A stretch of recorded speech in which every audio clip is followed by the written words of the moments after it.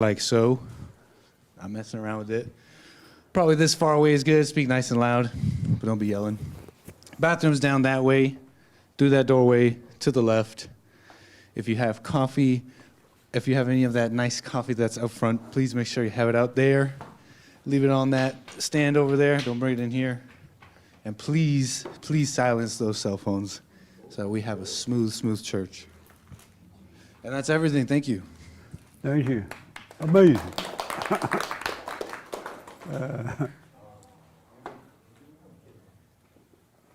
Alessia, you baked those cookies? Yes. Very good. Yeah. That's like, I guess, my recipe. Yeah. The one that I can go to anytime. It's good with coffee too. Dunk it in. Yeah, sure is. Amazing.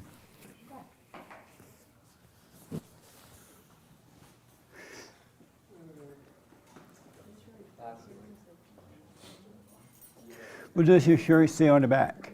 Says, when it all fell through, God came through. It's a nice comfy shirt too. Yeah. I just couldn't bring myself to pick out one of my collared shirts today. I was like, I'm just putting on the t-shirt. Gotta be an easy Sunday today. That's right. That's right. How you doing, man? Good. 1 minute. Do y'all know that it's Hate's real birthday today? Actually, his unbirthday? Yeah. You know, I'm about to say that today. It's bad luck every other day. It's 364 days to wish him happy. Let's make that up. his, what did you say about, what did you say? I said, you got 364 other days you can tell, hey, happy birthday. And that's a whole year. What was it like having a birthday for a year? You get older faster. Hey, Raymond. How are you, sir?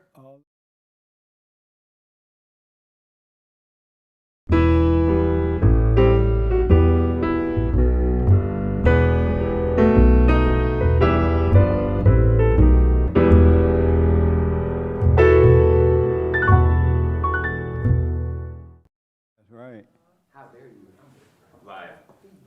Good morning. Welcome to church. I am Jesse Peterson. Thank you so much for being with me. You can get involved by going to the YouTube channel and have a chat thing there. All right? And I can respond to your questions and comments. Good morning, y'all, again. Good morning. So, did anyone see the movie yet? Everybody seen the movie Revolver? Because I hate to keep talking about it, and you haven't seen it. But if you don't see it, I have to talk about it. Who have not seen it yet? Oh, okay. And so even if I do talk about it, because I want to make a point using that movie.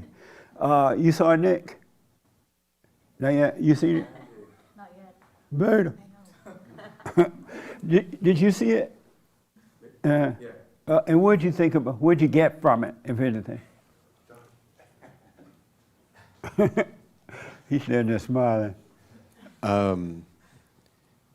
I don't know. I guess the whole movie, it didn't really make sense until the end.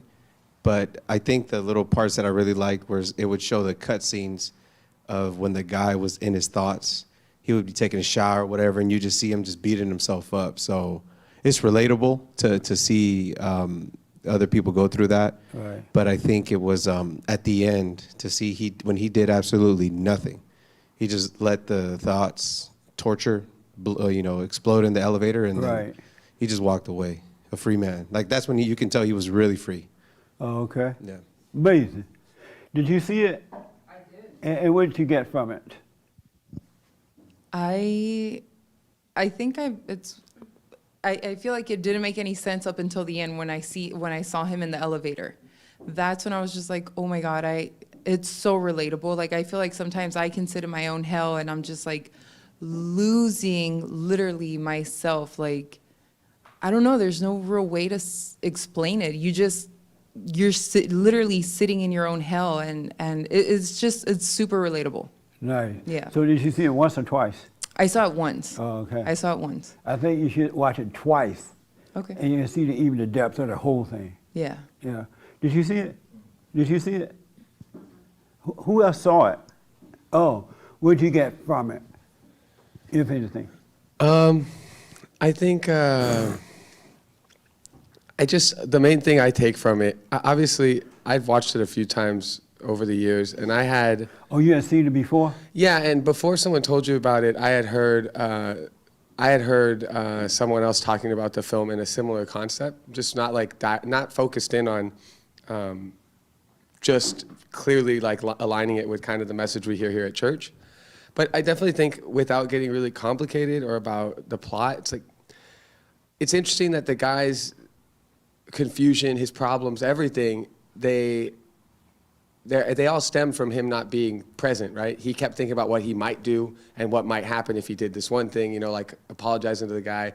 Oh, it's shot so well. There's all these. Did you get anything from it? Yeah, I like the idea. I like the way they conveyed how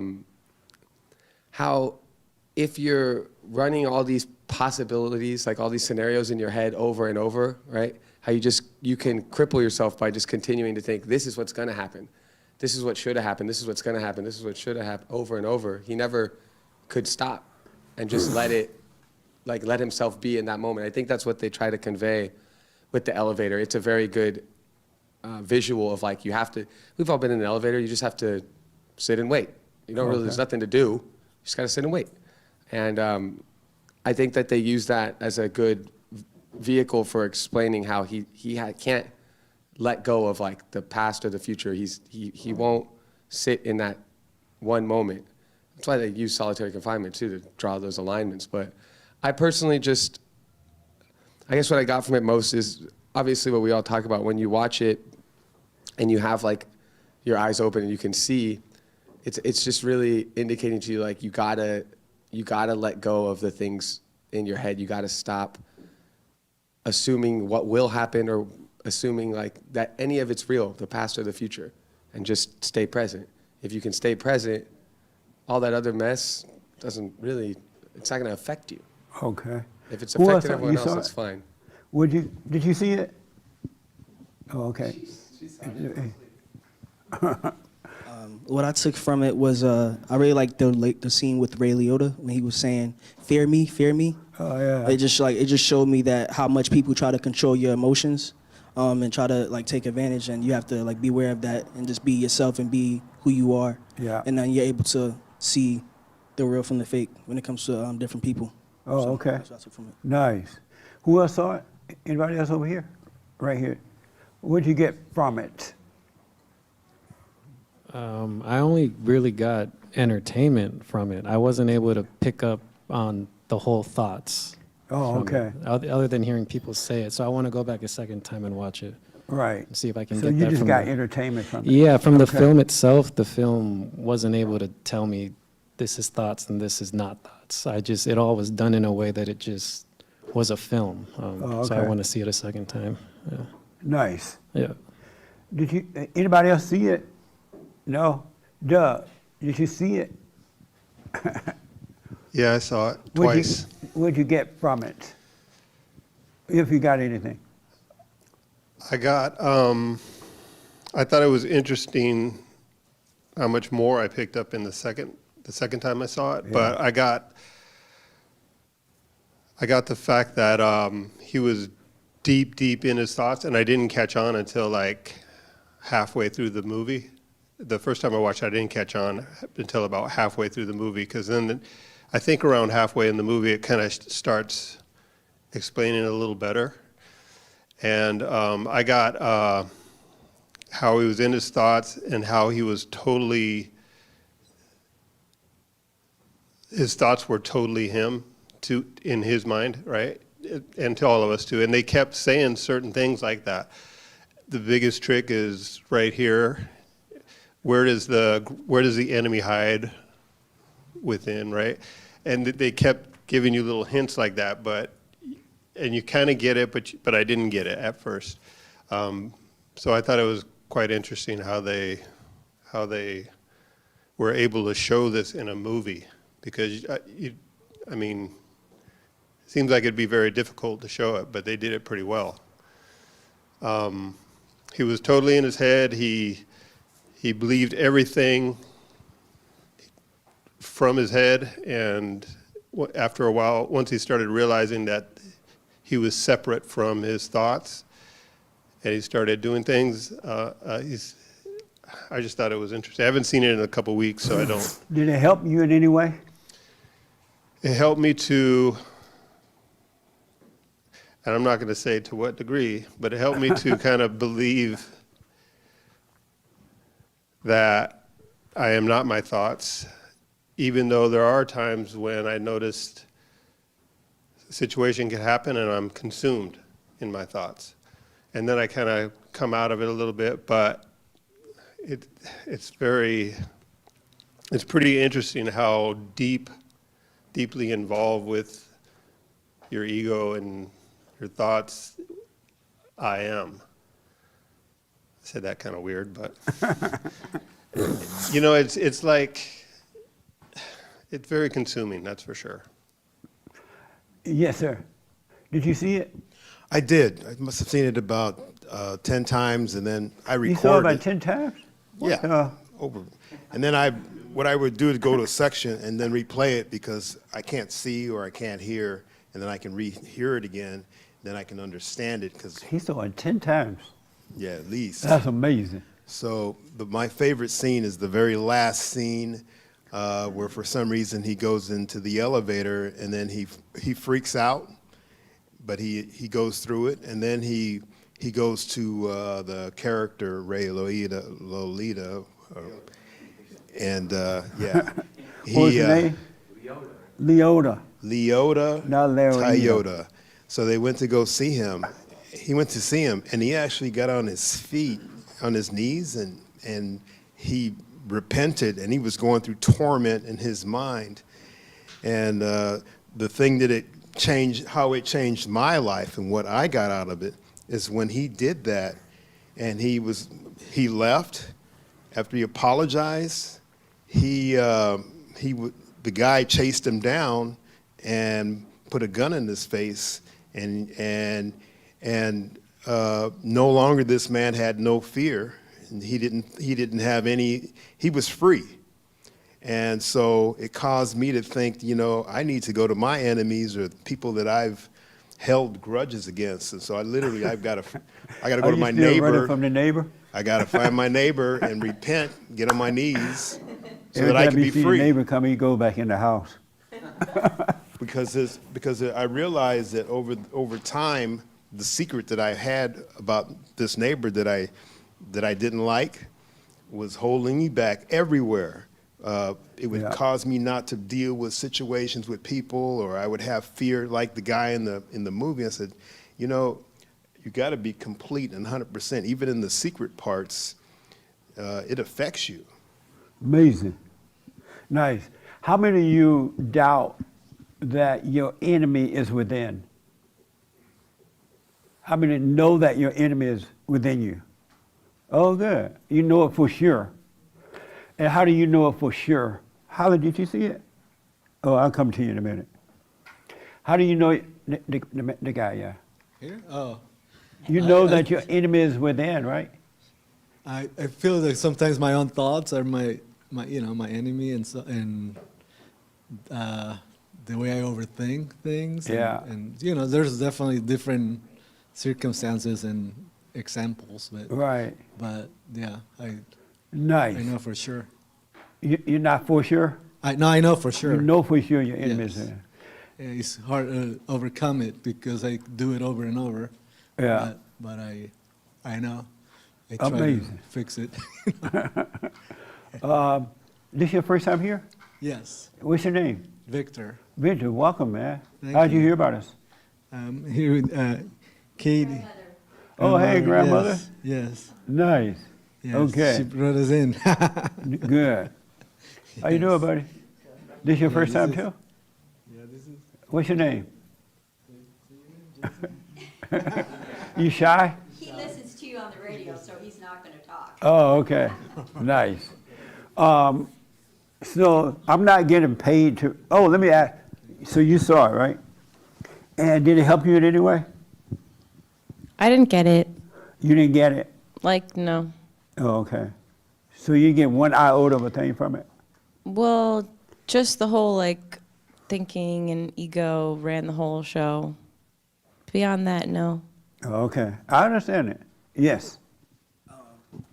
The scene in the movie when they're hitting golf balls off the roof, that's basically like the cheat sheet to the movie. Like, if you want to understand it, he's literally explaining, like, you think your thoughts are you, but it's not really you. Yeah. He's like literally, it's what's his character name? Andre 3000. He's explaining the whole process. Like, Yeah, that's not who you are. And Yeah. if you just watch that scene, you get the entire movie. you will. That's a good point. That movie is the whole wide world and every human being that's in it. Really, it explains everything. And I understand why some of you didn't get it the first time around. It didn't make sense. Because they say it without saying it. And so you really have to be paying attention. You have to be seeking and pay attention, right? I want to mention it because it was just so full of stuff. But it's everybody on earth. So today, I want you to hear the message, separate the message from the person. What else I want to tell you about it? Blah, blah, blah. But there are many scenes when he first comes out of prison, he's talking, but if you're not paying attention, you would think that he's narrating the movie. Like somebody just telling you what has already happened, gonna happen. But he's really in his head when he walks out the door of the prison. Did y'all know that? And he's talking about being in prison, what are you gonna do, and blah, blah, blah. And then there's this scene in there where there's so much. Let me see. Blah, blah, blah. I had all I wanted to tell you about it. There's this scene about forgiveness. It reminded me of when I went through the forgiveness process. Is that I remember when I had asked God to let me see what was wrong, like 33 years ago, because I had gone to church, I had prayed, I read the Bible, I gave tithes and offering, but I still had the fear. And I was still, afraid. And in my head, but I didn't know I was in my head. Did you know you could be in your head and not know you're in your head? Because you think your thoughts are your own. So you don't realize you're living behind a wall in your head. And so, long story short, I asked God to let me see. And I'm only telling you this so that it's just the way you got to do it if you want to overcome this thing. And so I asked God to let me see. How come I'm still weak? Why am I afraid? This is like 33 years ago. And so one day he allowed me to see that I had this anger. And that anger was holding me back in life. It was just clear. And I needed to forgive, so I went and I forgave. But with me, because he allowed me to see it, right away I forgave. He took away the anger and replaced it with forgiveness, right? And so I knew I had to go and face my mother, though, because it showed me that I resented my mother. So I went, and on my way, and this movie reminded me of this so much. On my way over there to forgive her, to her house where she was visiting, I remember fear overtaking me. And it was telling me, oh, this is the wrong time. What's going to happen? How is she going to deal with this? Blah, blah, blah. But I knew I had to go and do it anyway. I could not turn around. And so I went there and I was walking up the stairs, only 2 or 3 little steps, but it felt like I was climbing a mountain because the fear was gripping me. And so I go into the house and I say to her, hey, I want to talk to you, because they were all laugh. You know how black women laugh and talk when they get together. How y'all doing? They're all loud, having fun, sisters together. They were all sisters. And so I said, and the devil see, you can't tell her this now because you're going to spoil her vacation. He was talking to me, but I didn't know at the time that was the devil talking to me. But I knew that I could not turn back and the reason I couldn't turn back because God had changed my heart. And it's like this light or something that I wasn't aware of at the time was forcing me to keep going in spite of the fear I felt. And so I called her into the room and I just said to her, all my life I've been resenting you because you tried to turn me away from my father. And I wanted my father, right? And when I said that to her, for the first time she told me about her life, And exactly what she had done to me was done to her, she said. And I didn't know that. I didn't know that about her, but I realized she couldn't help herself when I saw. But I left there free. But I still didn't understand the depths of the thoughts, the imagination, because I thought I was my thoughts. I thought it was me thinking those things. And even though thoughts are horrible because they build you up, let you down, make you feel afraid, lonely, and all that crap, right? And then so I forgave her and I walked away free. And so in the end of this movie, near the end, they went back to the hotel. Not the hotel, gambling casino, whatever it was. Is it a hotel? Gambling casino, and they have hotel rooms.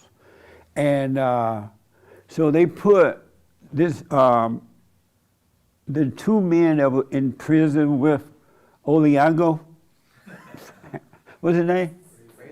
Ray Liotta. So Ray Liotta is the main character. Jason Statham. What the? What's the name of the guy that came out of prison?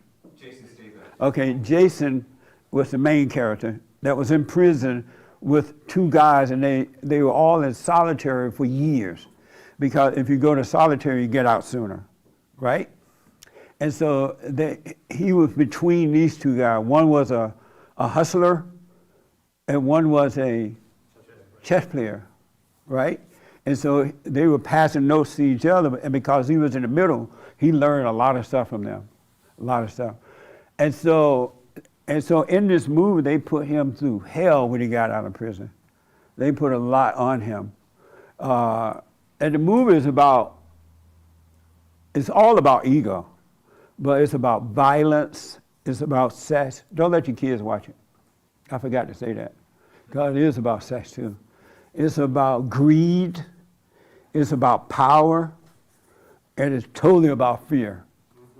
It's totally about fear and limiting your head. And so they put this guy through all this stuff. When I say they, I mean the two men that was in prison with him, but he didn't know that they were in prison with him because he never saw them, right? And so throughout the movie, they're telling him to wake up. With every little incident, they kind of say, wake up, because they knew he was asleep, like most people. 99% of the people are in the world today. But what happened was, after he went through all this hell, right near the end of the movie, the three of them met up at a hotel at the gambling casino, and they told him, you have one more thing to do here. You got one more thing to do. And so I didn't realize until the second time I watched the movie, the one thing he had to do was go up to this man's room and forgive him. But I thought he was going to go up and kill him or something, right?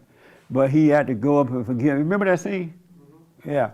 And so he went up into, who was the name of the guy in the room that he went up to forgive him? That's Ray Liotta. That's Ray Liotta. He dead now. And Ray Liotta, he had, what? He had fear. He was so afraid, and the way he protected himself, it was to kill anybody that got in his way, no matter what. Anybody that messed with his ego, he would just kill them off, right? And so the man that got out of prison, I guess he must have ripped him off for a lot of money. He got a lot of money back from him because of what he did to them. And so they told him, you got one more thing to do. And so he goes up to this guy's room to forgive him. And he gets in the guy's room, and the guy's in bed sleeping. And so this guy stood at the foot of his bed, and the devil was talking to him. Oh, you need to kill him. And I'm using some word for saying something or not. You need to kill him. Look at him. He just laying there. He did you wrong. You need to kill him. Blah, blah, blah, right? And it was so hard for him to forgive. But anyway, he woke the guy up, and he tried to say to him, I'm sorry for resenting you. I'm sorry for ripping you off. I'm sorry. Forgive me for what I've done. And it was so hard for him to do that because Satan would tell him, no, you better shut up. You better kill him. You look weak. it was so hard for the guy to apologize, the main guy to apologize for ripping the guy off. He fell on his knees because the devil was trying to convince him not to forgive. Don't forgive. And every time he would say, I'm sorry, the devil said, look how weak you are. He says, wasn't that amazing scene? Anybody remember that? It was such an amazing scene. And so you need to forgive. And the guy was like, I'm so sorry for ripping you off. I'm sorry for the way I treated you. I'm sorry for this or that. And it was painful to forgive because the devil got busy in the head. And then the Revolver guy was laying on the bed and he didn't know what was that. He was like, what the? You trying to forgive me? What? And so finally, he mustered up enough courage and forgave. He said, I'm sorry for resenting you. I'm sorry for ripping you off. I'm sorry for what I've done, right? And so he forgave the guy. And when he forgave him, he left the room. But the guy that he was forgiven had fear and anger and stuff, so it was hard for him to accept it. He didn't understand forgiveness. And he wanted this guy to fear him. And so he ran out to the elevator and said, fear me, fear me. And the guy didn't fear him anymore because he had no fear. Did you see it? Oh, yeah. Oh, you saw that? Yeah. Oh, good. What was your impression of that? It's amazing how fearless he was. Yeah. You know, he gun to the head, and he just wasn't scared of him. And it reminded me of when you go to forgive your mothers, and the devil give you all kind of reasons not to forgive. You remember that? Anybody ever went and forgave? No? And did the devil tell you, this is not the right time? You're going to hurt her feelings. She's going to cry. You don't know how she's going to react. Or wait until another time. It's the same thing. The devil try to talk you out of going and forgiving, because once you see you have resentment, once you truly, truly see it, and you go and forgive, you're going to become free. You will become free. But the most important thing is that you have the power of God. You have the light, the love of God in you now to help you defeat with this thing up here, the darkness of the imagination. Before you forgive, you don't have help. You don't have any help at all. That's why you can't overcome it. But once you forgive, then God will take over and the light will fight the darkness. Because of ourselves, we can do nothing, and of ourselves, we know nothing. And so once this guy forgave, because prior to that, he was afraid to get on the elevator. He was afraid of small spaces, I guess. So the devil would talk him out of getting on the elevator because he was like, oh, what's going to happen on the elevator? Blah, blah, blah. So over the years, he was afraid to get on. But once he forgave, he went right to the elevator and got on it and closed the door. And the devil was still talking to him about the elevator. But once you get the light in you, you can't turn around. You really, just like the darkness force you to do what you don't want to do, the light will force you to do what you need to do too. And so he couldn't turn around because now he had the light of God in him, the love that comes when you truly forgive. And so he got on the elevator and he went down to the 14th floor and the 12th floor. He stopped the elevator between the two.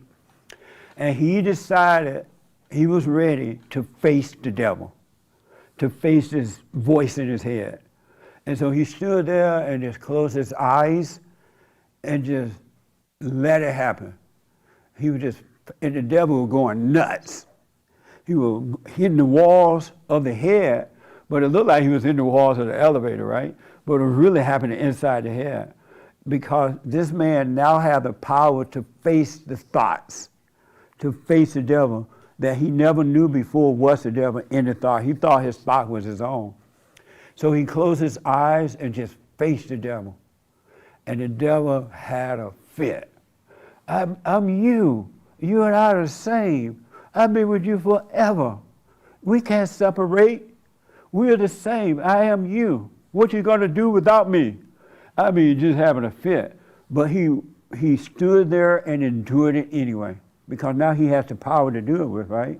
And when he walked off the elevator, he was a free man. And that's what you're going to have to do.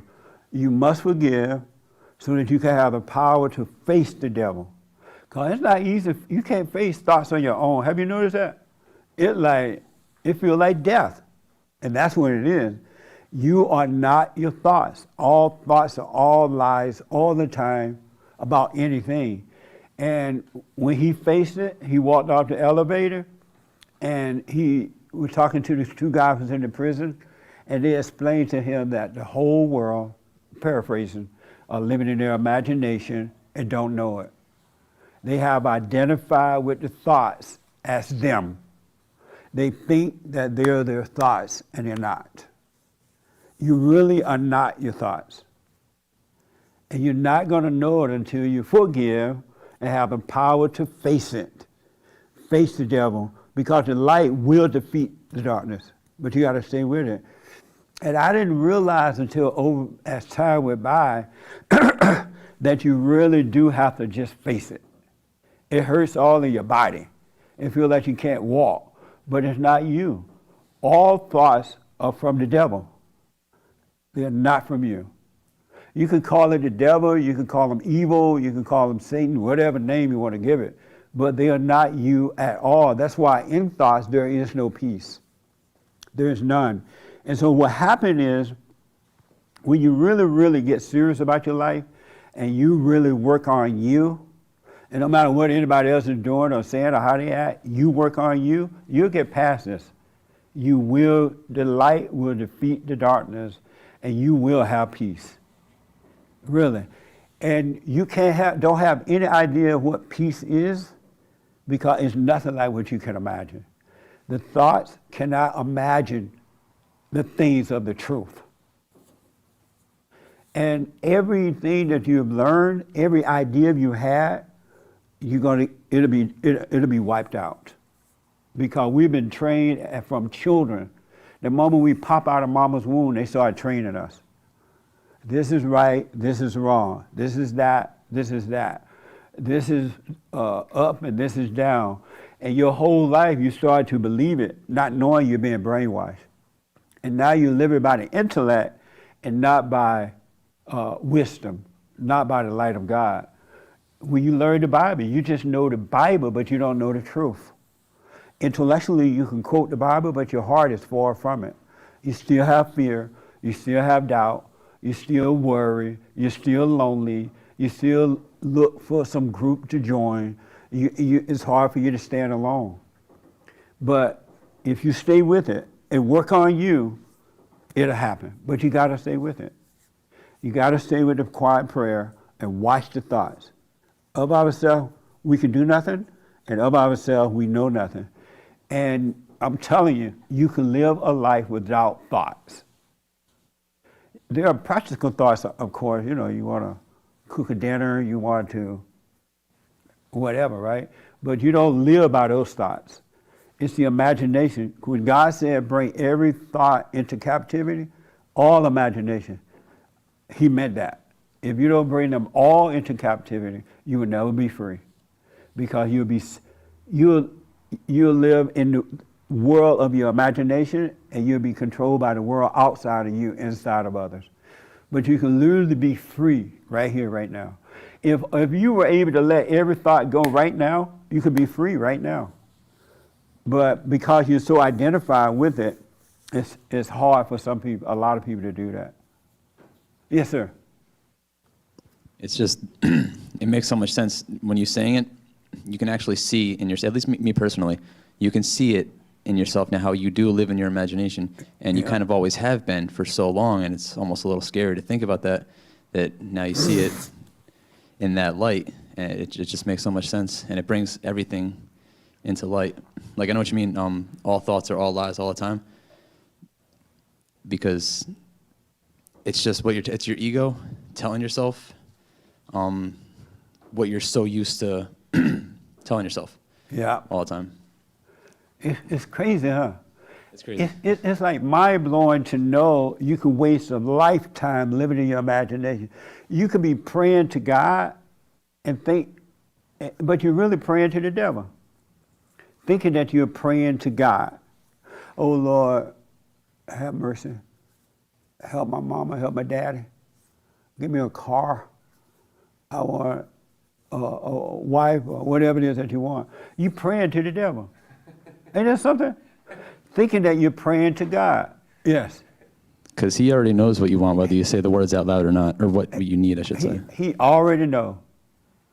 And so all of your prayers are in vain because you're praying to your own ego, which is not your own, but of the devil.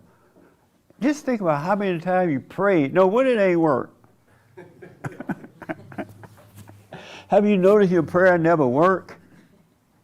Now you can ask your prayer, oh, I want a car, right? Eventually, oh, I want some ham hocks. Anybody ever had ham hocks?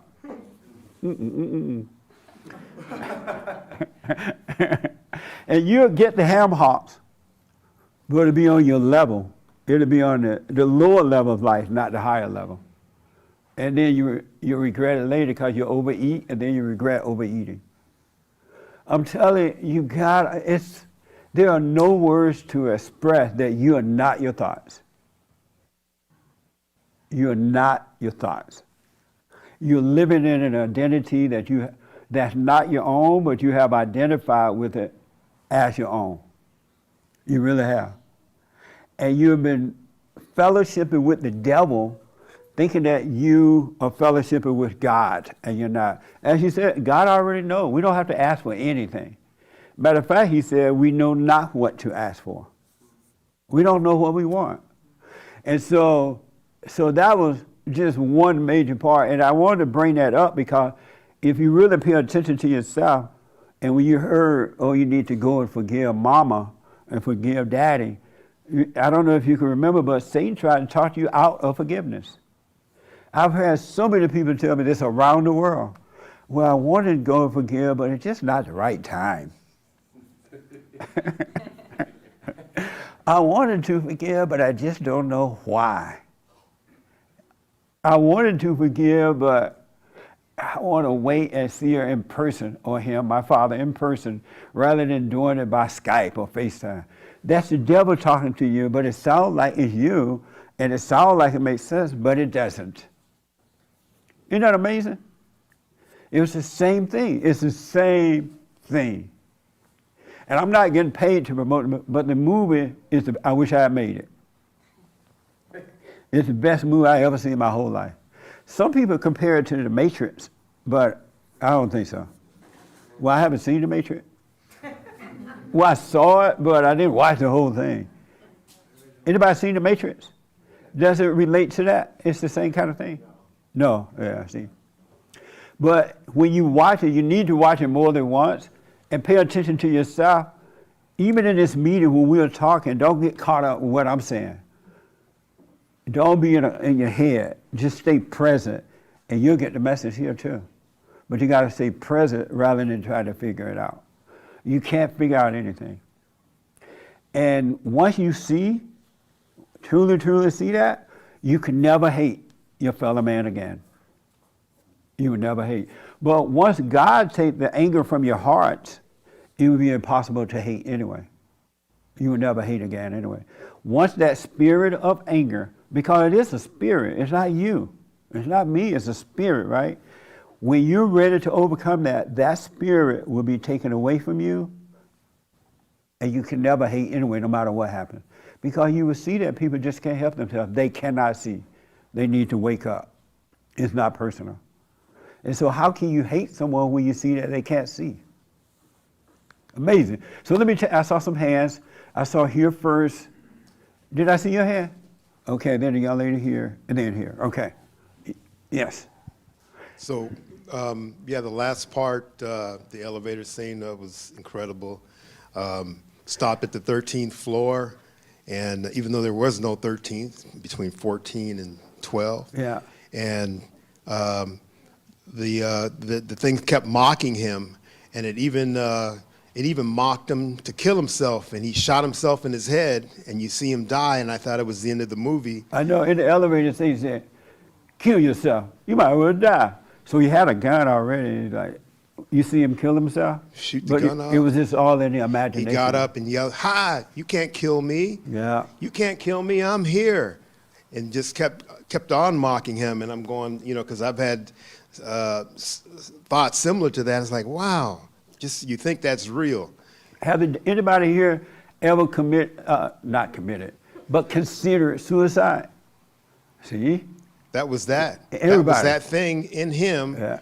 that you thought of, and so that was profound.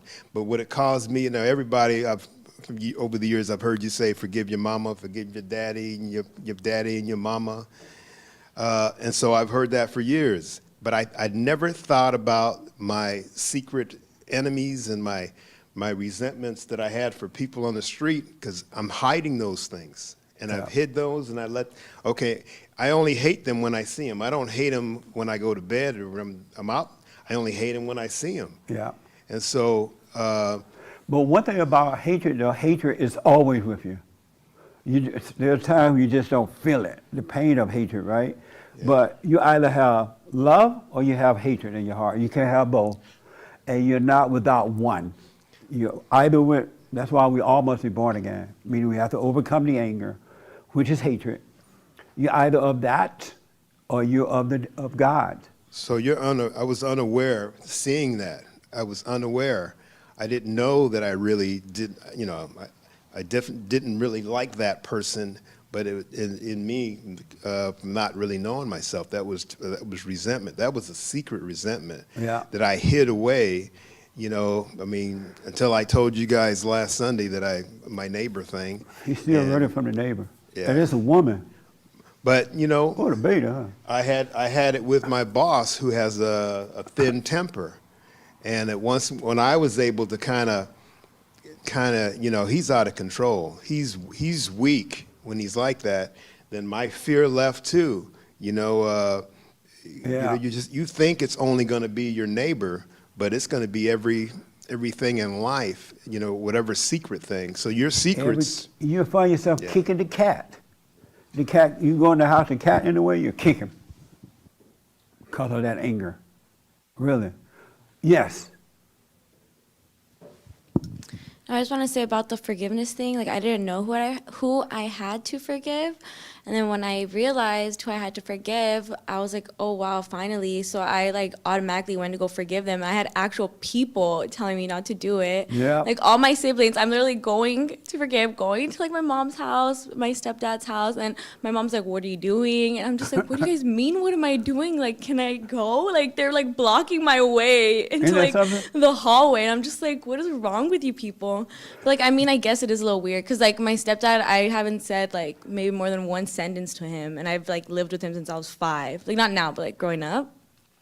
And then also I've had like eating issues, like just because like being American, I'm just like have a fear of being fat because everyone gets fat when they're older, and everyone tells you when I was little, they'd be like, oh, you're so pretty, but you're gonna get fat when you're older. And I'm just like, like why would you tell me that? So I think that's where that comes from. So it wasn't anything serious, but like I would want to eat, and then I would feel guilty, then I want to throw up, and I'm like, I don't want to be fat, and I'm just like, oh my god, I shouldn't have ate that cookie. So things like that, right? So that I really tested it. Right after I forgave, I was like, I'm gonna go straight to Chipotle, get me a burrito, and it was the best burrito I've ever had in my whole entire life. You make a very good point, really. So to add on to that point, here's what I recommend. And Francisco mentioned the boss. Let's say that you know you want to go to the boss to ask for a raise. And the devil tell you, oh, don't be asking that boss for a raise. You're going to get fired. He's going to yell at you or something, right? And so once you believe it, you feel the fear in here of having to face the boss. You know what I'm talking about? And so what I suggest for you is to let the fear be there. Just be aware of that fear of having to face the boss, because the boss is grumpy, he's impatient too, and blah, blah, blah, right? But let that fear be there. Why Satan talk to you, but you face that by going to the boss anyway and asking for the raise. You're going to be shaking in your boots, but you face that fear anyway, and you start to see it's not you. It was a lie. Because Satan will tell you, or the mind will tell you, oh, your boss is going to be grumpy, he's not going to like you, he's going to, you know, whatever, right? But you face that fear anyway. Go toward it by going to the boss and asking for the raise. That makes sense? But if you let Satan talk you out of it, and you don't do what you see you need to do, you're just giving in again to the devil. You're getting deeper into darkness.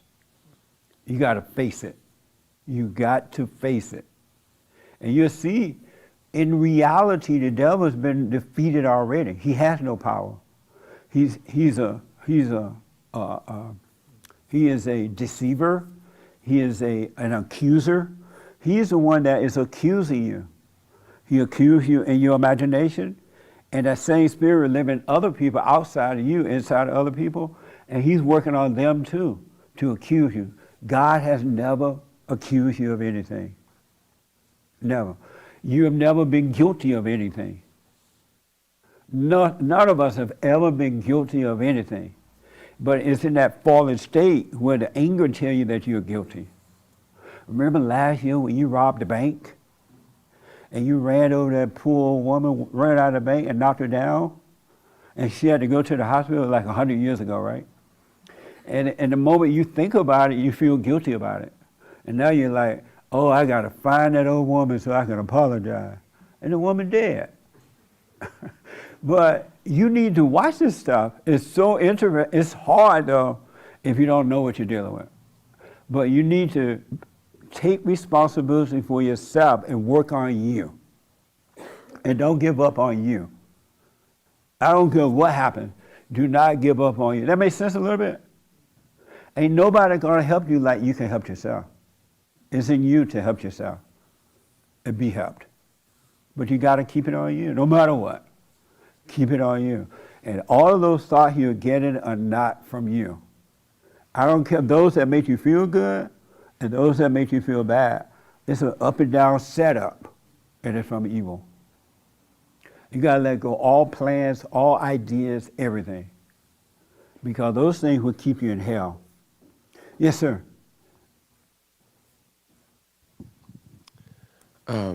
When you talk about going and forgiving the first time, right? Like the big one is letting God change your heart from hate to love, right? That's what you've always talked about. Like when you go and forgive, God will change your heart from hate to love. And I think... Can I just add something to that? When God changed my heart from anger to love, I didn't know that this was going to happen. I just knew that this was like 33 years ago. I knew I was just fed up. I could not change myself. I had gone to these different churches, prayed in tongues, did everything they told me to do. And I remember once going to an all-men's breakfast. And at this breakfast, you're supposed to have a chance to ask the pastor whatever you want to ask him. It was all men, and we can ask whatever we want. So everybody was asking the pastor, how did you get your last name? Where did you come from? And I'm like, those are dumb questions. That's not going to help me. And the room was packed with men, too. And I finally raised my hand, and he called on me, and I stood up, and I said to him, you know what? I read the Bible. I do this. I work on the men's committee at the church there, this church I was going to. I've done all these things, but I'm still not free. I don't have peace. Am I missing something? What else should I do? And then the pastor said to me, well, read the Bible some more. I said, but I read the Bible, and it ain't helping. Well, that's all I can tell you. Just read the Word. And everybody applauded. I'm like, I'm out of here. And then so I went home and I asked God to let me see myself. I'm like, what's wrong with me? I want to see myself because I can change. Nothing would change. And that's when he allowed me to see the resentment. He allowed, because I didn't know he was going to let me see the resentment in me, the anger I had, right? But when I asked him to let me see it, he allowed me to see it. And one thing has led to another one. Just one thing has led to another. Because I didn't know that. Like most people don't know they need to truly forgive. That's the key to it. Yes? That's a perfect addition to my point. It's like asking God to let you see, right? And then he'll let you see yourself. And then you figured out how, by going and forgiving, that's through that process you felt that change, right? And you say it, you can't have, right? You can't love one without loving all. You can't have hate and love if you at don't the same love time. all, you love none. You could say, oh, I love my mom, I love my dad, I love my cat, my dog, but you don't even love your cat and dog. And I think the point I'm making is that once you have that change, right? The battle you fight, the spiritual battle that is fought within, that's the hardest battle, at least from my perspective, that we have to face as people in this world. And once you get right with the battle, like alignment with the battle inside, when you realize that you see that it's going on with other people all around you, I mean, fighting a battle outside of yourself, right? Like with the boss, slow down. Just do your silent prayer if you need to. Some people have talked about, I go right into it at work sometimes. But when you slow down and you let that light shine on the things that are going on within, I find that the battle's outside of yourself. You can see, right? You talked about God let you see yourself. And once you can see that for yourself and you have those eyes to see, like when you look at an external problem with a person across from you, you know that they're going through the same turmoil you were. You know that they can't see the external problem like you can at that point. And by slowing down, I definitely think the silent prayer is so valuable in that sense. It allows you to understand that these external problems, they're minimal to the spiritual battle that we have fought for so long within ourselves. And that makes life, you pass through life with only love. It's really a lot simpler. You don't have to get caught in the thoughts as often or as much or at all.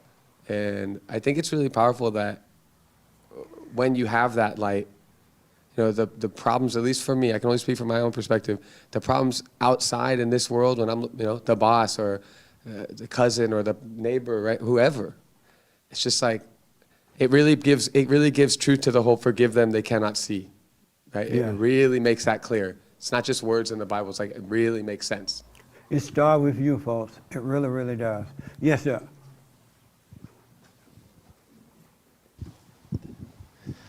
I would say that we should not be looking at others as our problem. In that movie, it even said there are no problems, there are just situations. Situation. I want to add to that, there's not one other person on this planet that is your problem. Really, not one. Your enemy is within. There's no such thing as problems. That's an illusion too. Really, there's not one other person on this side of, I don't care what they try to do to you, they got a problem. And in their ego fallen state, they try to make you their problem. There's not one other person that's your problem. Absolutely. Go ahead. And I learned that that's what you mean by looking within. So when that person, when your boss yells at you or that person cuts you off and you automatically react, that's what you're supposed to be dealing with, not that person that cut you off. That's deep. Y'all understand that? Yeah, that's deep. If somebody makes you angry, you're supposed to start looking at you, not them. Because if it wasn't in you, they couldn't make you angry.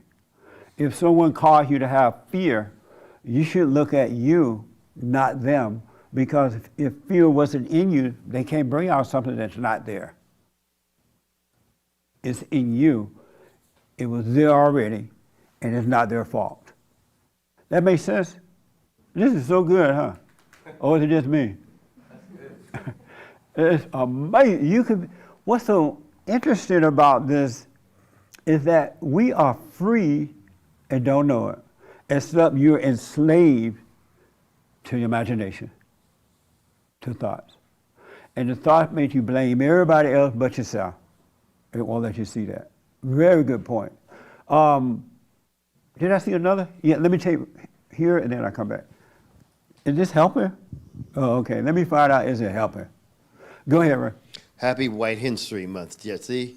Well, we can't say it here because I don't want to be political. We have fun saying it. This is about fellowship. But thank you. Okay, fine.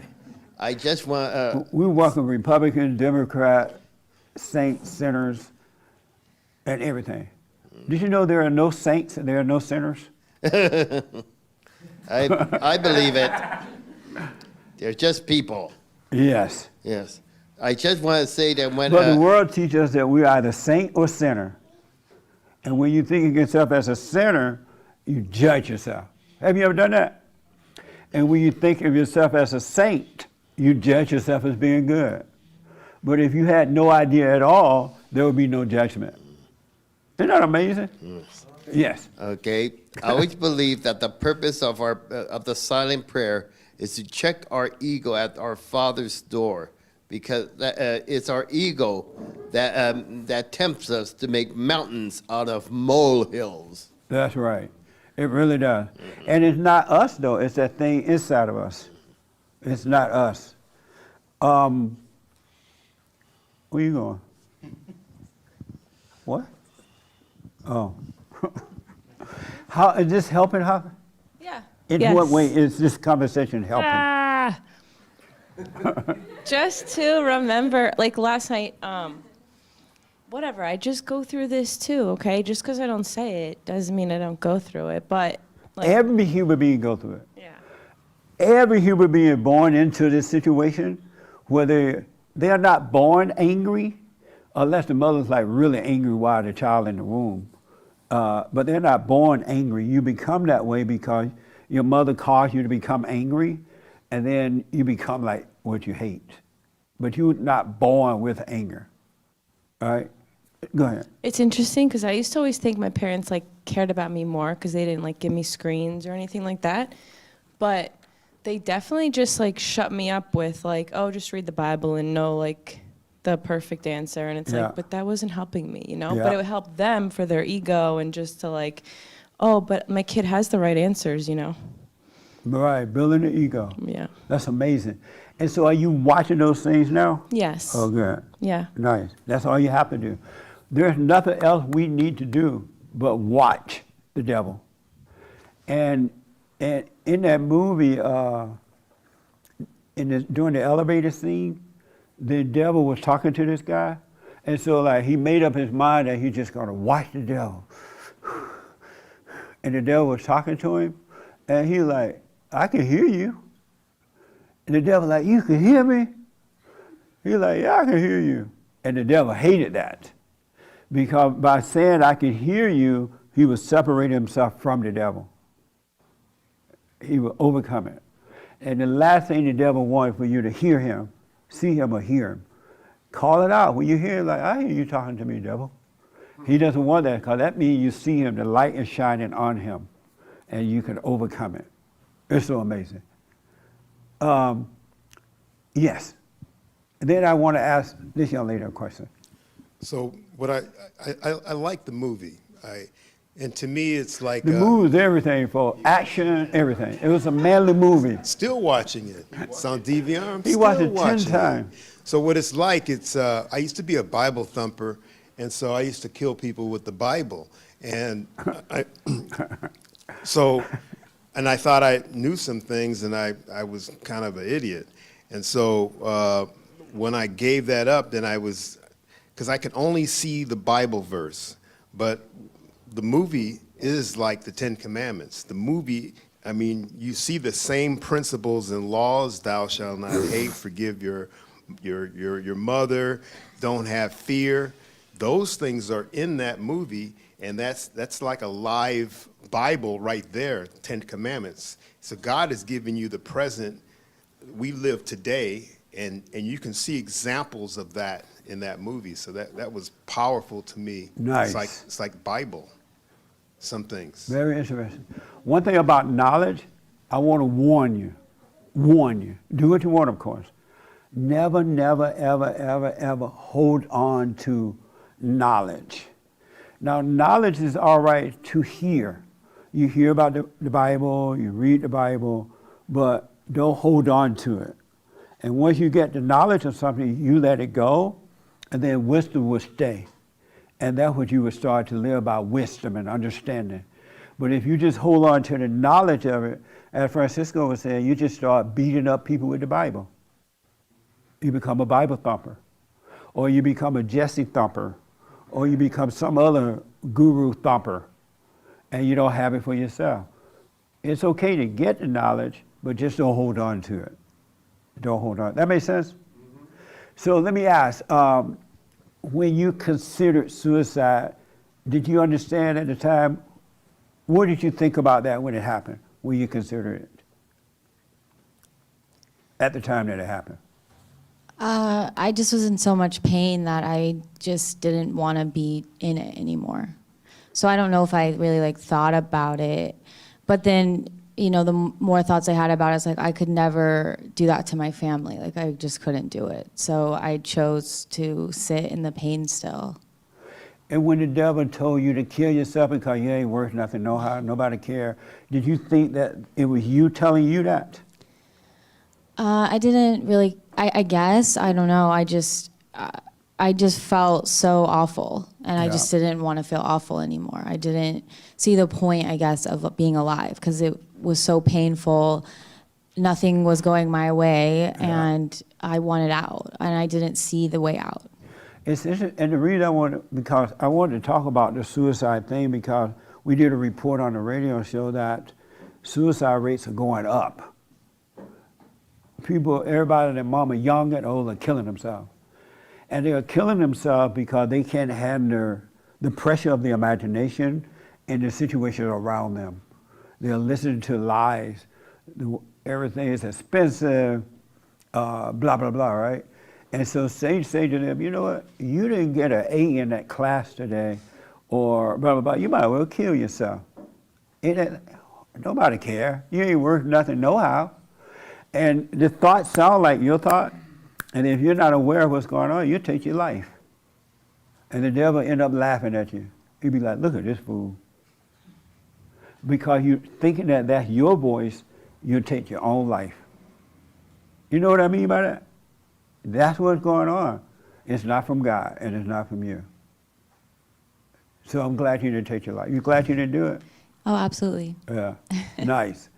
Oh, so suicide rates are going up. And I was thinking the other day, if parents had love, real love that come from above, from within the kingdom of heaven,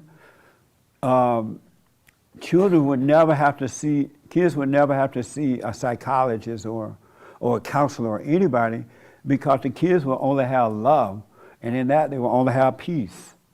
But what happens is, because the parents have anger, the father and the mother has anger, they now refer their children to psychiatrists and counselors and these experts. And what do they do? They get, okay, here's medication, HDHD. So here's a drug for that. And they're just making this situation worse, making $500 an hour off you, and you're getting worse by offering you a pill. Medication cannot help spiritual issues. It cannot, nothing. It just dumb you down so you don't deal with it. And if you ever miss one day from taking the medication, now reality sets in, you want to go and get a gun and shoot up the world. Because Satan is real busy and you can't have anything. Isn't that like amazing? You gotta take responsibility for your own life. You gotta be willing to stand alone. And you'll overcome it, but you gotta stay with it. And when things happen in your life that make you mad or make you overreact, don't blame anyone else. It's you. It's in you, and you can overcome it. So I got to ask the biblical question. What was last week's biblical question? Where does your security come from? Well, James said that's the wrong way of saying it. He said you should say, from where do you get your security? Well, we just went a whole week saying it the other way. I told him the same thing. I said, we went the whole week saying it wrong. I guess he didn't want to appear as a white supremacist. So let me ask, from where do you get your security? Let me go here. Thank you. I thought about this briefly, and that's the only time I thought about it, but it came to like the validation of other people. Yeah. That's a good one. That's what it was. Isn't that amazing? Such a false security though, huh? Because if they don't they validate you today, but if they don't validate you tomorrow, then you wonder what the. Yeah, and it made me want to. It made me want to like embellish and mold what they were validating me on. Yes. Can I give you an example? That's a perfect example. I mean, a perfect validation of other people. You're right about that. Go ahead, give me an example. So, you know, growing up, I was just horrible in school. So I always thought I was dumb, right? And then people started calling me smart. And then I was like, oh, I'm the smart guy. Yeah. Let's be extra smart, you know? Yeah. Just a whole bunch of rubbish. Perfect example, Yeah, man. a lot of words, that type of stuff. That's deep. Yeah. That's amazing. From where do, in the black and white lives, from where do you get your security?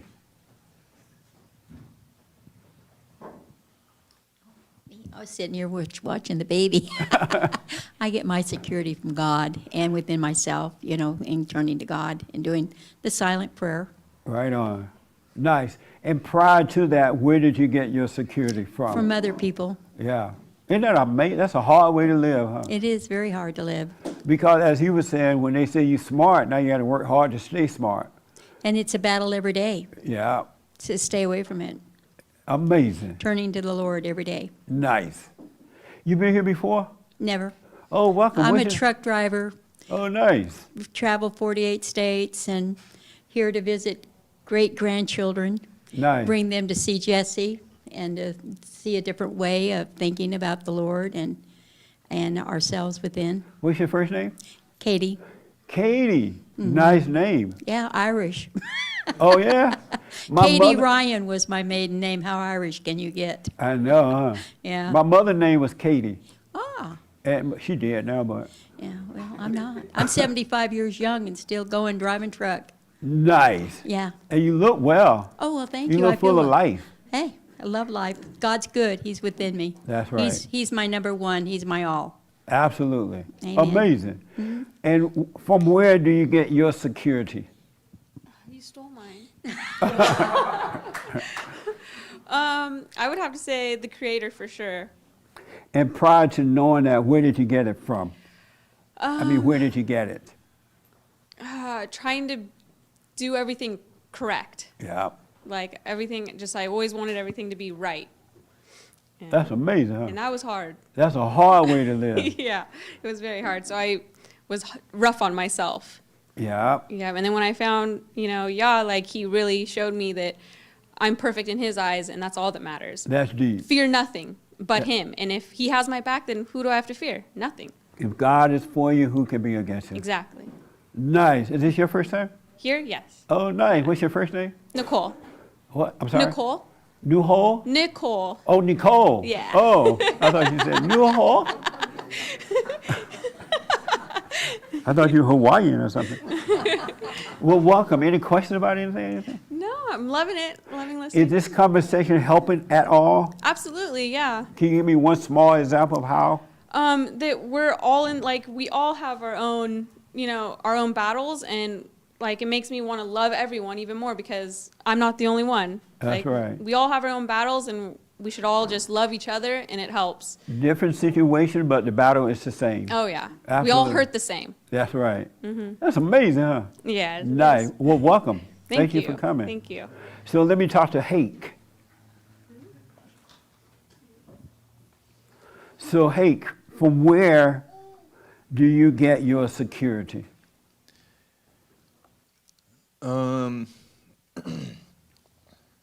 I feel like over time I've had like something that I might repeat to myself, some principle that I've learned that I think that will kind of help me. And then also like a comfortable situation will kind of help me with that. I mean, I know that it's not, I kind of know that that's not real, but Yeah. in practice, that's how it works oftentimes with me. And that's where you would get your security from? Yeah, like I noticed today, this morning when I was getting ready for church, and we were 3 minutes till, and you were going out there. I'm like, what if I were going up and doing this thing? And I suddenly came in with this insecurity. Yeah, that's right. And so like, I'm not really sure where it comes from, where like my security, if I have security, comes from. That's all. Amazing. Thank you. From where do you get your security?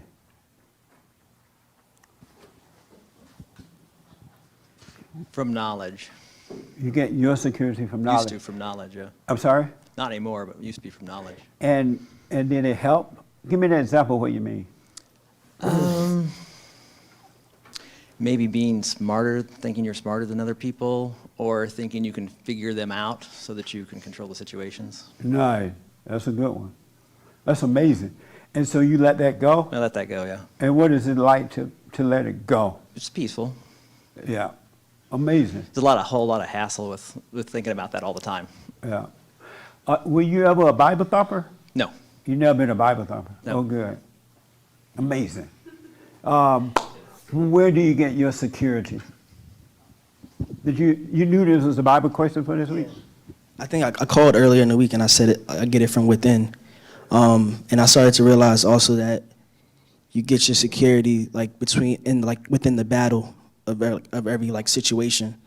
So for example, for example, my sister, right? My sister always used to get me mad. And we had a long conversation. Usually I get angry and she's in control of my emotions in that way. So we had a long thread of just an argument in a sense, but I was never angry, and I actually showed the conversations to my friend and she read it and she was like, oh, I was expecting you to curse her out after each paragraph, and I figured out that I was secure within that battle. That's what I mean by that. So within, but you could also judge it by every situation that you're in and coming out, you see yourself coming out differently than what you were before.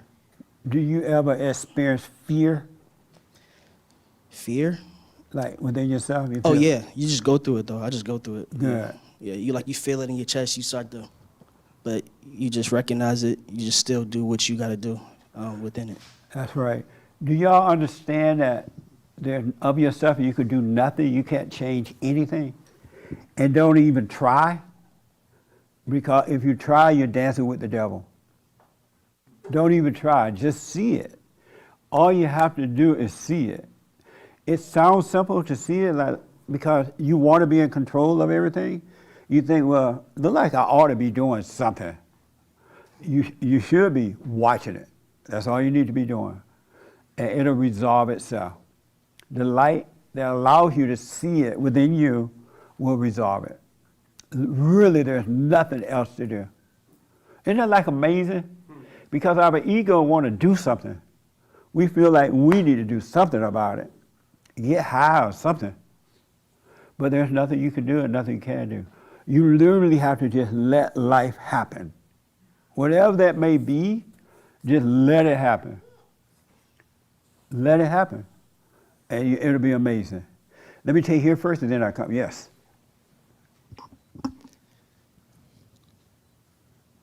From where do you get your security? Did you raise your hand for that question? I did, yeah. Okay. But I like when you preface it. Okay. In knowing that there is no security. That's a very good point. There's none. The whole thing's an illusion, and whatever you're using as your security is what's keeping you actually from the freedom or the Holy Spirit, which is the comforter or whatever. But whatever you're using as a security is protecting, like you just said with this movie, it's protecting the thoughts and the ego and everything still. Whether you're getting mad or you're getting glad or you're getting sad or you're getting lonely or you're getting food or you're getting drugs or you're getting friendships or you're getting babies, getting married, making a bunch of babies, whatever is in your way. If you're using it for security, really, you keep yourself in hell. You can't let anything get in the way of that. You just have to let it be. Very good point. And you think about it in a sense of physical security, where it's even with the If poem, the people who love you and hate you, you think about John Lennon, a fan of his killed him in front of his hotel room. Yeah. So it's it's all fake, it's all illusion. And it makes me think of Jesus in the garden when he was like, is this your will? Tomorrow, this is what has to happen? Yeah. Even him looking for security, it just is what it is. I think that's the Holy Spirit. The Comforter assures you that it just is. Yeah. And you just are. Amazing. Yeah. Nice. This is so much fun when you get it. It's hell going through it. It ain't fun going through it. And the only reason it's so hard for us going through it, because we don't know that of ourselves we can do nothing. We still think that there's something we can do. And that's why we don't just let go and let it be. But if you just let go and don't defend it, you'll get over it just like that. But we're so stuck in this false identity, it's hard to let it go. And we want to blame everybody else for the way we feel. Nobody's to blame. You are to blame. Nobody else. Why did you, husbands ask their wives, why are you so angry? And the wife would say, well, you made me angry. You ever heard that before? But how did I make you angry? I didn't make you angry. Something else inside you made you angry. If it wasn't there, you can't make them angry. It's nobody. Stop blaming. You're not a victim. And your friends are your enemy, but your real enemy is within you. Did you know that your friends are your enemies? But the real enemy is within you. That's the enemy you keep close to you. Your friend may run off somewhere, but your real enemy, you keep that one real close to you. Have you noticed how you keep that enemy very, very close? You identify with that enemy. You love that enemy. You love your misery. You love your doubts and your worries and your fears and your insecurities. You keep that enemy close, but your other friends outside, they run away. But your real enemy is the one that's closer to you.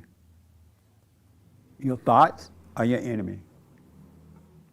Let me take this first. I saw your hand, and then here and here. Just to touch back on fear, right? So, and you always speak about experts, like beware, like people with knowledge. Yeah. So, Tuesday. Experts are so dumb, it's not even funny. Yeah. But I understand it. It's all intellectual. They literally cannot help it. Right. And Tuesday, so I left Philly. I just moved out here. So Tuesday, Oh, you I did? drove all the way to California. But prior to that, I got my car checked by a couple of guys at the shop. And they were saying, oh, your car is so messed up. Like, I don't know how you're going to get to California. Like, you're not going to make it. Good luck. So they did my oil change and everything else. And as I'm driving, I'm like getting scared. But like, it's just so funny how people put like their fears on you. You have to Yes. just like fight through it. Yes. Like I said, despite whatever they're saying, like they don't know. I don't know. That is another good point. Can I add to that? Yeah. When his car, he stopped and these people telling him, oh, you're not going to make it to California. Is something going to happen to the car? You better get this done. And so in fear, he got it done. And even after he got the work done, driving down the road, the devil still reminding you what they said. And when you hold on to what they said, then you feel the fear that the car's not going to make it because of somebody else's idea, fear that they put in you. Absolutely, man. And as I was driving, like I would put the AC on, and then next thing you know, I'm pushing the gas pedal. But as I'm pressing the gas pedal, it's not accelerating. And Yeah. now I'm getting even more scared. I'm like, oh my gosh, I'm in Oklahoma. I don't know how I'm gonna get out of here. Yeah. But I just kept pushing through. I kept like just being in it, and I just knew like, this car is still moving. I'm gonna get into the right lane. I know I'm going slow. Everybody's passing me. I'm not even worried about that. You know, trucks are passing me too, like, and they're like going like 45 miles per hour. But So you must be doing 10. yeah, no, I wasn't doing 10. That's Right. crazy. But yeah, just in general, just you have to just go through fear. You got to go through it. Yeah. You got to face it. You have to let the fear be there and face it and keep going. Face it and keep going. Because the fear is not your own. It's the thoughts, which is of the devil, of the spirit, and it's not of you. That makes sense? You got to face it. You got to stop running from it. You got to stop running from it. Very good point. Let me take here and then here. And I think I saw your hand. Okay. Yes. Oh, okay. From where do you get your security? I'm not really sure exactly where it comes from. I just know it when I see it. And what? Give me an example of your security. For me, I am constantly having eyes on myself. So when I see a situation, by getting out of my own way, by just seeing whether it's something that's a thought in my own head or something that's taking me out of the moment distracting me, Yeah. I can catch that and see it. And when I do, just seeing it and recognizing it for what it is enough for me. Right on. So Just watch it. Do like that guy did in the elevator. I can hear you. The devil like, what? I can hear you. Yeah. I can see you. Absolutely. Nice. Amazing. Have you ever considered suicide? no. It never crossed your mind? I was out there setting some things up, and when I heard you say it, I was telling Holly before, I never did because I think I had strong parents. I had a strong father in the home who was able to keep me on a decent path, Yeah. keep me as normal as possible. So I never did. It's interesting is when you're going through the ego pain, and if you don't understand, the devil can tell you, you know what, you might as well take your life. Kill yourself. You're like, oh, okay.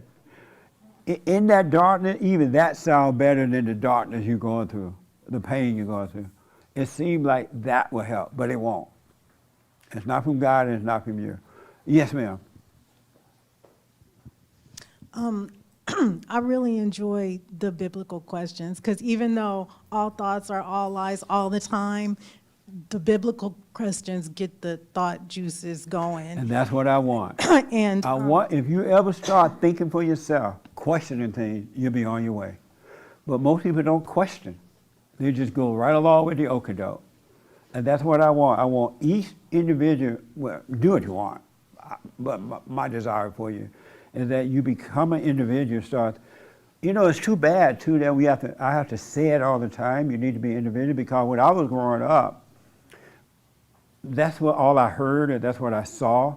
Be yourself, be an individual, do not join the crowd. So I kind of already knew that, and I've never been a part, I never joined a crowd. I never made anyone my guru, because even in the fallen state, I was taught not to be that way. But in society today, we don't have individuals. It's hard to find a person that stand on their own. That doesn't mean you don't hang out with folks, you don't get along with people, but you got to get on your own path. It's evil to not stand alone. It's the crowd, the ones that take the wide roads, that is leading to destruction. It's leading to destruction. That narrow road is where you want to be. I used to travel a lot when I first started this whole thing, and I would have to leave my car at the airport somewhere, and I noticed that when you first pull into the parking lot, everybody gather around the closest door, trying to get right there.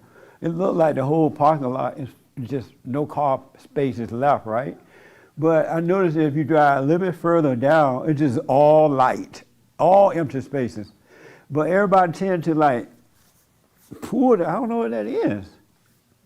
You're scared to even look down the pathway for it. You see one little place, and then you're supposed to be an individual. That's what made America great.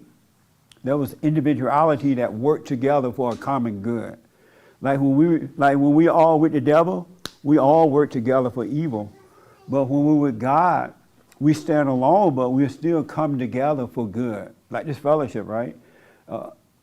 It's for to edify one another and to correct and to point the way.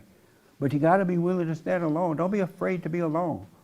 When you're with the crowd, you're alone anyway, but your ego have you thinking you not alone, but you are alone. Go ahead. Sorry about that. That was kind of natural for me to just to be an individual. I don't think I was necessarily taught that, maybe being an only child, Yes. but even today, I like to take the path less traveled when I'm out hiking or something like that. I like to be alone. Nice. But the biblical question, I thought about that one From where do you get your security? So my initial answer, and this kind of happens to me every week during the biblical question, I have an initial answer, and then when I think about it throughout the week, it changes. Yeah. So my initial answer was going to be, I get my security from God. But then I thought about, well, what is security? And for me, my idea of security is like an assurance of safety and protection.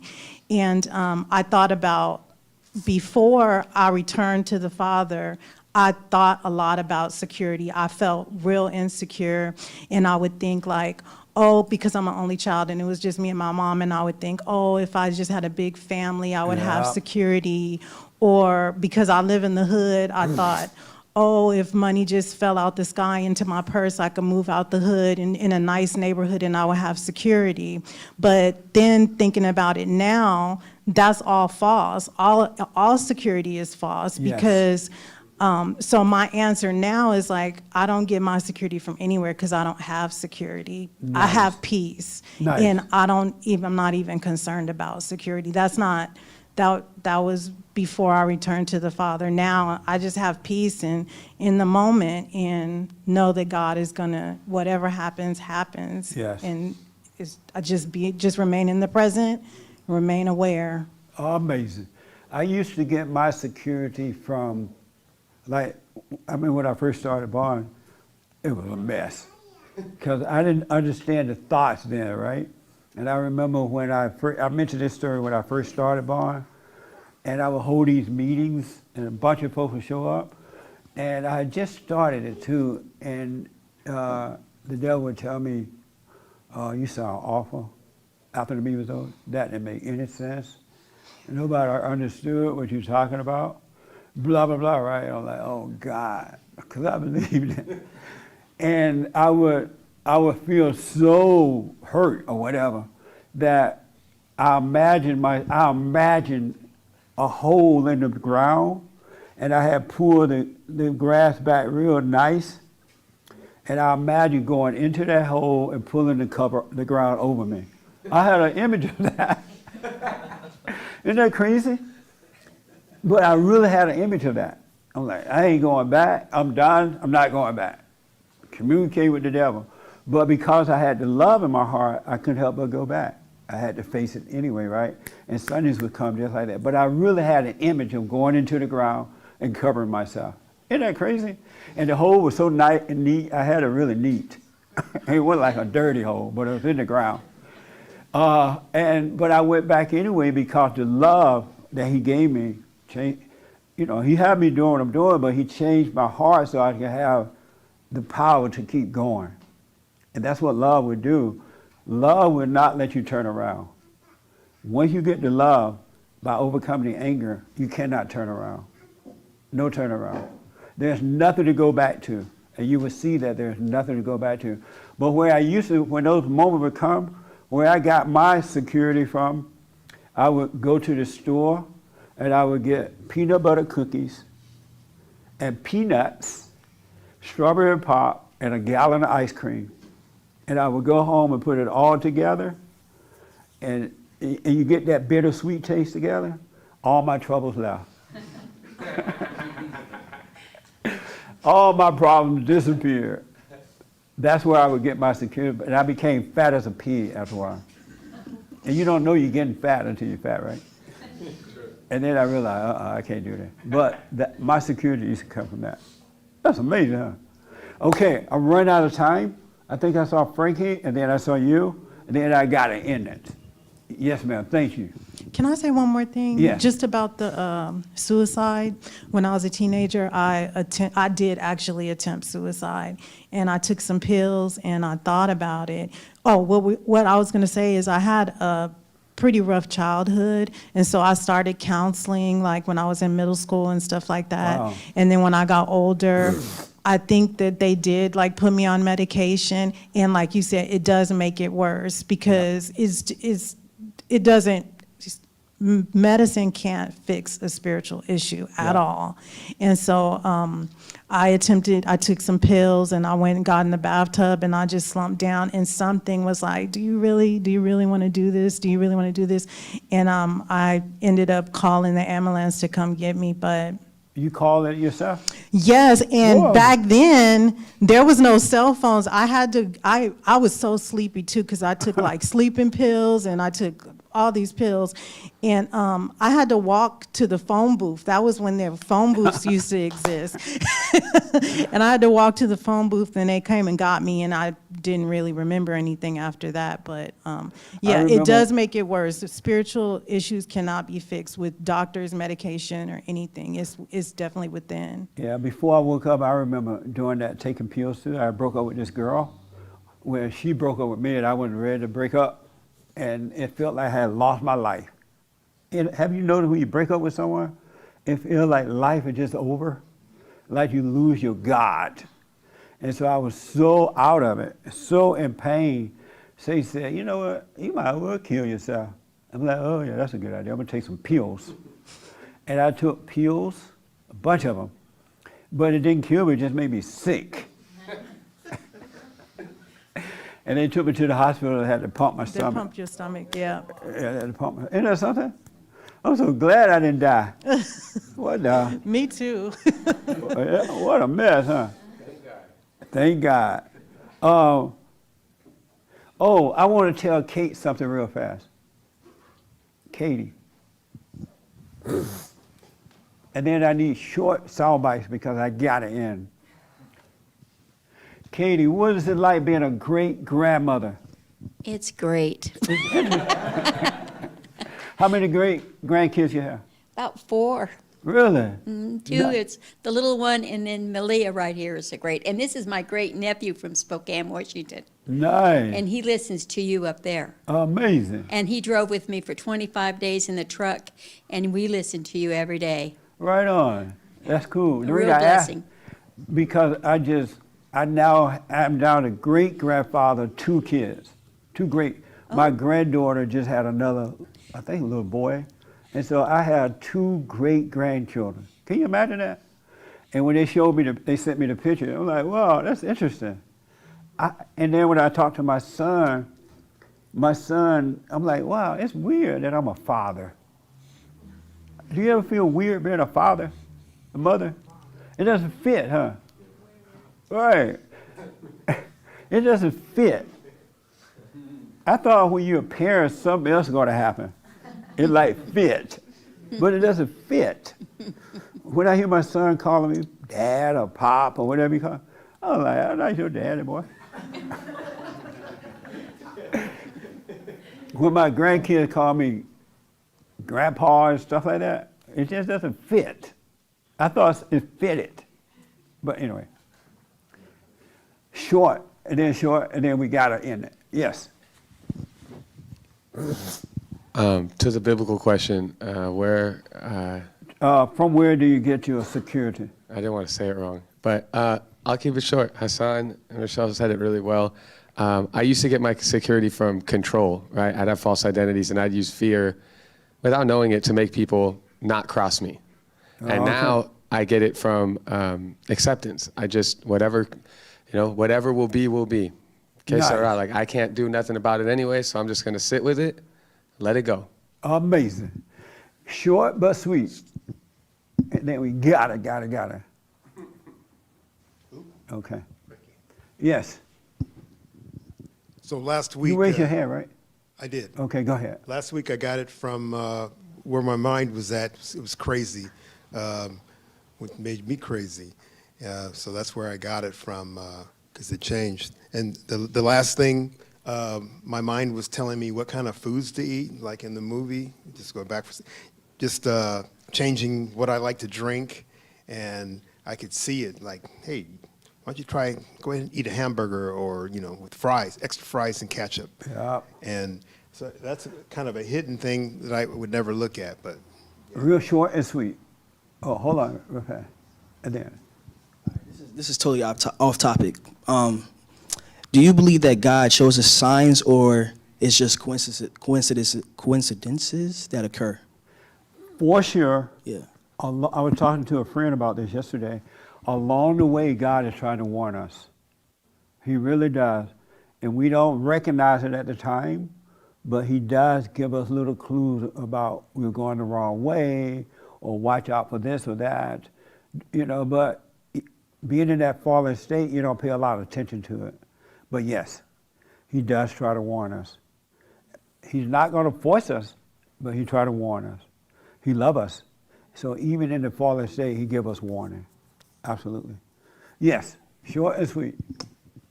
I was just curious. So did you mix the soda pop with the ice cream and the cookies together? I put it in the bowl, and I would tell myself, oh, going to the store, I'm gonna get a little small ice cream. I'm lying to myself, going to the store. And I would get in there and I would get the biggest one. And the ice cream would have pecan or nutty walnut. It will already have nuts in it, right? But I buy more and put in there with it. And you put strawberry pop, so you get that bittersweet taste. It's so don't knock it. I remember I make these hot dogs sometimes. I put peanut butter on light bread, brown bread, and then I boil a hot dog and put it on there and fold it with one. Oh, it made you want to slap your mama. I had a friend of mine tell me, "Oh, that sounds gross." And so he went home at some point, and he had his housekeeper make him a sandwich like that, because he's white. He has a housekeeper. I had to make my own. So he had his housekeeper to make him a peanut butter hot dog sandwich. And he ate it. It was so good, he had to make it. He loved it. You should give that a try. I think you'll like that. I should patent that and sell it. It's so good. But anyway. I just wanted to clarify. I might do that tonight and finish Revolver. Yeah, you get that bittersweet taste. That's why I like mixing my food all up together. Whenever I get food, I mix it all. I don't care what it is. It could be Mexican food. I put the beans, the rice, the chicken, enchilada, everything together. That's how you do it? I put it all together. And it's so good. Did you ever have Coca-Cola with just peanuts in it? Yes. That's like a Southern thing, apparently. Yeah. I even put, I used to buy a bottle of strawberry pop and put peanuts in there too. Because you get that salt to sweet taste. It must be a Southern thing. Y'all don't know how to eat. So anyway, real fast, where do you get yours, from where do you get your security? I get my security from love. From love? From love, beforehand, where'd you get it from? Other people. Yeah. Yeah, women Amazing. in particular. Nice. Yeah. Amazing. So I hope this helped a little bit. And you work on you. Don't give up on you. No matter what happened, no matter who turned away from, if the whole world turned, you stay with you, wish everybody well. Don't hold on to anything. Because once you come into the light, you don't need security from anything or anyone else. Houses, money, people, places, or things. You will no longer need security. But you got to let yourself go through it. All right? Stay with the silent prayer and watch those thoughts.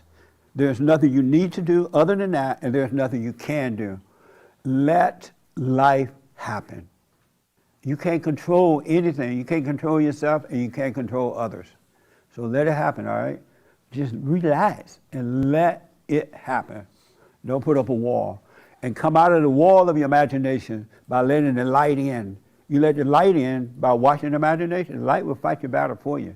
It's a spiritual battle, a warfare between good and evil, right versus wrong. So go and forgive. God will forgive you, and he'll take over, all right? My next week biblical question. Are you a slave to thoughts? Are you a slave to thoughts? That's next week biblical question, all right? Thank you all for tuning in. The announcements are what? No, what? Women's Forum. Women's Forum, they're coming Thursday. Yeah, this is the third Thursday. Every third Thursday for ladies only at 7 p.m. First Thursday for men, Sunday for everybody. So this Thursday night at 7 p.m. for ladies only. And also I have a friend, she's looking for a car. She needs to buy a used car. And if you have one or know of someone who has one, because you need to drive it to work and back, so make sure it works. You don't want the lady to get stuck on the road. So if you do know of one, send it to producer@jesseleepeterson.com and we'll pass it on to her.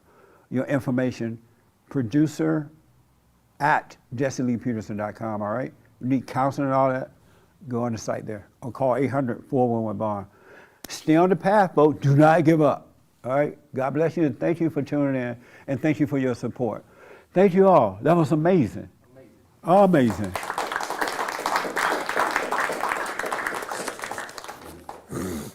I just